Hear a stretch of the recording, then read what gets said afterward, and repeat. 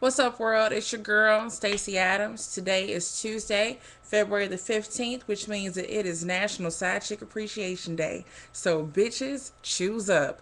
All of y'all that was sitting around mad yesterday for Valentine's Day that you didn't get a gift, don't worry. He is on the way to Walgreens right now to get you all that half price shit and bring it to you. So, in a way, you're actually winning because you're probably getting more gifts than the real wife did. They're just cheaper and like half price. You didn't get to spend time with them. But anywho, that's not why I'm here today. I'm here today to talk to you about a movie that I saw in 1997, I believe it was. So I was about 15, 16 then, or whatever, something like that, about 15, 16. And there's this movie that I saw that changed my life forever. Not necessarily for the good, but it changed my life. The movie that I'm talking about, I'll show you what movie I'm talking about right here. Love fucking Jones. Yes, this is on VHS. Don't judge me. I got a VCR DVD player over here so I can watch this whenever I want to. This movie, Love Jones, okay? Let me tell you why. The one thing. This movie has ruined my life. And I'm going to spend the next 15 minutes, hopefully less than that, to explaining to you why this movie has ruined my life. This movie stars Lorenz Tate and Nia Long, okay? Or in the movie, they were Darius and Nina, okay? So the movie starts, it takes place in Chicago. Darius and, everyone's at this place called The Sanctuary, right? It's like for this poetry slam. And one thing I do like about that, it kind of brought spoken word into like the mainstream. Like it was something that had been going on, but people got to really actually see it on TV. So you see them at the Sanctuary. Nina and her best friend Josie are at this, club or whatever, right? And then Nina goes to the bar and she meets Darius, right? And then Darius gets up on stage and does this poem. What is A Blues for Nina is what he does. So he does this poem, right? This freaky ass poem about her. They meet up, meet each other outside and everything. And he's around his friends and stuff. And he's talking about poems about sex and everything. And he's like, well, what else is there? And she writes on his hand, she writes love is something else or whatever. So basically she tells this nigga to kick rocks. You trying to fuck? I'm not. There's other things going on. Deuces. So he sees her again at this record store, right? And his partner actually owns the record store. Nina leaves. This nigga stalks her ass and, asks his partner, like, let me see the check that she wrote so I can get her address. Know this. If a dude gets my address off a check that I write, first off, you got to find a place that's going to take my checks. One. But two, is that if he gets my address off of there and he shows up knocking at my door talking about some what's up, guess what I'm dialing? 911. Which is stalker ass. But it's Lorenz Tate, so no one cares. It's okay. It's fine that he's stalking me. It's okay. So they go out on a date, right? They have a nice time. They come back to the house and he just wants to come upstairs to talk. Which means that he wants to come upstairs to fuck. And they do. They have sex. Maxwell's playing in the background with the something something mellow smooth remix. And if you know, like I know, sometimes if Maxwell is playing, it goes down. So that's what happened there. So they start hanging out, and then it happens. It happens like it happens in most relationships. As soon as you find somebody new, what happens? Your ex-boyfriend or your ex-girlfriend comes. Hey, it's me. Remember me? We used to have a good time. What you doing now? So the ex-boyfriend comes into play. Right? Nina is feeling Darius, but she lets her friend talk her single ass, no man having friend, talk her into saying, well, look, just go see what's going on with old boy and ask Darius, see what he thinks. If Darius says that he don't care, then go. But if he cares, then you should stay. The games that we play and shit. Darius says, I mean, it's whatever. We just kicking it, right? Nina takes her dumb ass out to New York to go be with the ex-boyfriend. This nigga still ain't shit. So she comes back home to Chicago to hook up with him. But guess what? He found a new bitch. Because that's what happens. When you play games, then the other person finds somebody new and now you're sitting around looking stuck. But what happens though? Even though he's found new bitch, his partner, one of like his best friends, starts hitting on Nina. And it's like, hey, You know, bitch, what's going on? I know this nigga did you wrong, but you know, hop on my team. It was Bill Bellamy. This nigga name was Hollywood in the movie, and he drove a hearse. And she still was fucking with the nigga. Bitch just killed me. So, anywho, they all end up seeing each other at a party and shit. Nina gets mad and embarrassed or whatever. Darius follows after her and they hook back up and everything. And it's lovely. It's beautiful. It's black love. We love it. She's doing photography or whatever she's doing, a photography thing. He's writing his book and everything. It's all good. But what happens though? Side bitch comes back.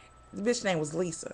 Lisa comes back. Lisa starts calling the house all times of night and shit. Why? Because Darius obviously hasn't told her, hey, bitch, you fucking with my family. I got a new bitch. You know, I got me and my bitch back together.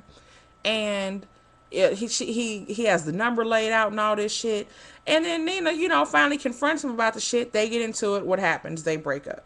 Okay? Time goes on or whatever.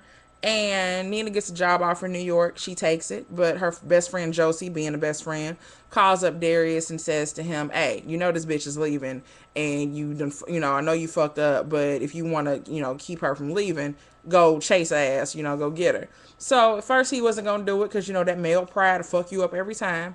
But he eventually chases after her on the train. But he doesn't catch her, though. She goes to New York. A year later, she ends up coming back, goes to the sanctuary. She gets up and reads this poem or whatever, right? And he sees her, he follows her outside, and he gives his whole speech, you know what I'm saying? You know, this is urgent like a motherfucker, you know, this love thing. They hook back up or whatever. So, I saw this at a young age. I was a teenager when I saw this. And in my mind, what this movie tells me is that no matter how many games you play, no matter how much shit happens, it all works out in the end. Let me tell you something right now. This shit don't happen in real life at all. That shit does not fucking happen. Like I said, from day one, when the nigga was sitting here, when he showed up at the girl house, knocking on the door, he got the number off the check, I'd have called 911. An order of protection would have been put out for me and my safety because this nigga is obviously crazy. The movie would have lasted 15 minutes. We wouldn't even have made it through the rest of the movie. There wouldn't have been no other movie. 2, when she decided to go back with old boy. When her ex-boyfriend called up, just know this. If you were in a relationship, like I said, everyone is going to come back for you. To this day, I think that my ex-boyfriend has radar on me. He's watching this right now. I know he is, through this webcam. I know he is. If I meet a guy at the gas station, if I give a dude my phone number, my ex-boyfriend was going to call me within 24 hours to see what I'm doing. Why? I don't know. He's psychic and crazy. I'm not sure. But that's what happens. As soon as you move on, your ex is going to come back trying to, you know, make shit work. But the thing is, you know, he's your ex for a reason. And the shit is never going to happen.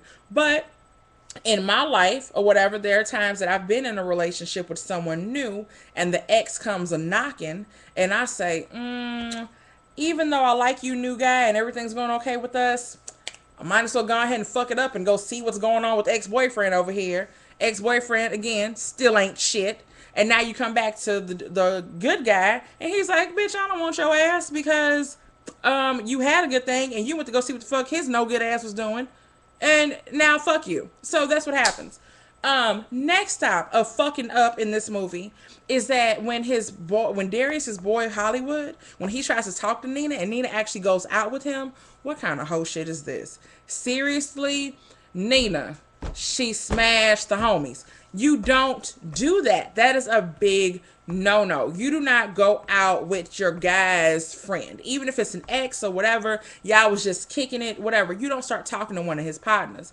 You the hoe. And now all of his friends have seen this. So now you the hoe amongst the crowd. And you gonna sit around and be all up in everybody's face and shit at parties and bar mitzvahs and all that shit. You're the hoe now. Nobody wants to fuck with you. No. So that's a big no right there. And like I said, the side bitch, I felt bad for her the whole damn movie. In hindsight, when I watched that movie, the chick Lisa, I feel bad for her because she was an innocent bystander. Lisa met Darius. He was single. Nina had fucked up and went off to go be with old boy. She was single and shit. Met him. Nina comes back. She gets dropped, technically. She's calling the house all times of night like, hey, what's going on? I ain't seen you. The fuck you doing? And this bitch is getting pushed to the side. I feel sorry for Lisa. I wonder what happened to her. Nobody talks about Lisa though. Nobody ever talks about her. But like I said, this movie has ruined my life because it gives you the false hope or whatever. Like this story is the epitome of game playing and that we do in relationships. And like I can't even put into words. Like, I remember a couple of years ago, maybe a year or so ago, my best female friend and I, Samantha, we're on the phone.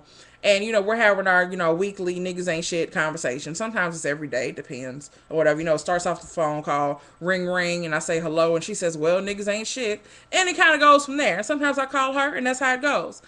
But she said to me one day, she said, what happened to us? When did we get like this? Did we tolerate some of the shit that we tolerate? What happened to us? What part? She's like, it had to have happened sometime in high school. And I said, I'll tell you exactly what happened. We went and saw the movie Love Jones. We went and saw it together at the movies. I think we saw it at Hall's Ferry, I think.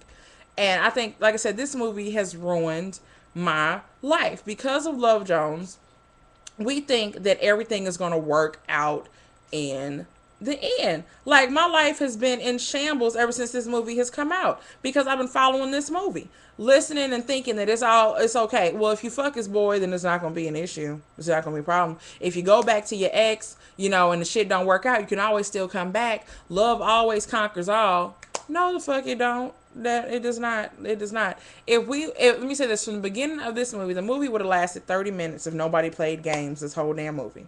From the beginning, even if Nina wouldn't have decided to go be with old boy or whatever, be with her ex-boyfriend, the movie would have been fine. If Darius would have spoke up as opposed to just saying, "Oh, we just kicking it," if he would have said, "No, I really like you, I really care about you, I don't want you to go," movie would have ended. That shit doesn't happen. It's like it's just all bad. And like I said, this movie has just completely ruined my life. I want to sue somebody. I really don't know who to sue. If who produced this movie? Who did this? Columbia Pictures. Columbia Pictures needs to pay my therapy bills. And I think if they do, then I'll call it even. Period. Don't let movies ruin your life. Do not, all these romantic comedies that women sit and watch and we sit and we think that they are just so great. No, they're not. They are giving us a false sense of hope. There's a movie that I do enjoy though. It's a romantic comedy. Look at me talking about him. He's just not that into you. And in the beginning of the movie, it shows a little girl on the playground and a little boy like pushes her down and pulls her hair and she goes crying to her mom and she's like, "Mom, why would he do that to me? Why would he push me down? Why did he treat me that way?" And her mother says, "Well, honey, that's just because he likes you." And the narrator says, from childhood, women are conditioned to think that if a guy treats you like crap, then that means that he likes you. That is the realest shit. I almost turned off my damn TV and threw it out the window. It's the realest shit I've ever heard in my life. From childhood, we are conditioned to believe that if somebody treats you like crap, then it's all good. Same thing goes with these movies. We watch these movies, we think it'll all work out. Love conquers all in the end. It doesn't matter. You ever seen the movie Two Can Play That Game with Vivica Fox and that bad weave? In that movie, she played games with that man with Morris Chestnut so damn bad.